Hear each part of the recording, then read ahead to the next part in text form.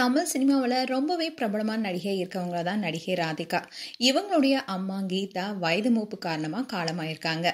And Geetha ராதாவுக்கு 2 மகள்கள் இருக்காங்க, Radhika Sarathkumar and நடிகர் நிரோஷா. மறைந்த நடிகர் எம்.ஆர். ராதாவுடைய மனைவி தான் கீதா. தமிழ் சினிமாவில் 1970 அறிமுகமாகி பல வருஷங்கள் டாப் நடிகை வளம் வந்தவங்க தான் ராதிகா. அதுக்கப்புறமா சீரியல்ல குணச்சித்திர கேரக்டர்ல நடிச்சிட்டு வராங்க. அது மட்டும் இல்லாம இப்பவும் கூட ரொம்ப பிஸியா இருக்காங்க.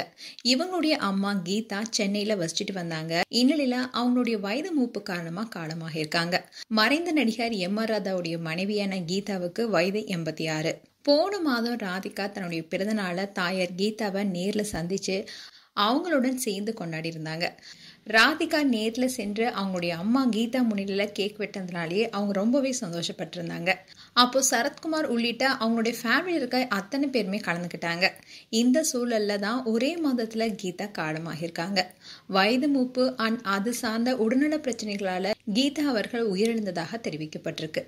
இது தொடர்பா நடிகை ராதிகா ஒரு போஸ்ட் போட்டிருக்காங்க. அதுல அவங்க என்ன சொல்லியிருக்காங்கன்னா, மறைந்த நடிகர் எம்.ஆர். ராதா அவர்களின் மனைவியும் என்னுடைய தாயார் கீதா ராதா, அவங்களுக்கு வயது 86.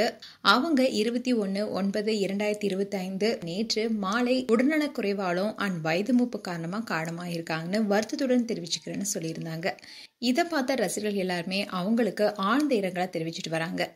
அண்ட் அவங்களுடைய உடல் இறுதி மரியாதை செலுத்துறதுக்காக எண் 3 பின்னி ரோடு மனசாரவா அபார்ட்மெண்ட் போயஸ் கார்டன் சென்னை 86 இருக்கிற அவங்களுடைய வீட்டில் வைக்கப்பட்டிருக்குன்னு, இறுதி சடங்கு இன்று மாலை 4:30 மணிக்கு மேல பெசன் நகர்ல மின்மயானத்தில் நடைபெறும்னு தெரிவிச்சு கொள்றேன்னு சொல்லியிருந்தாங்க.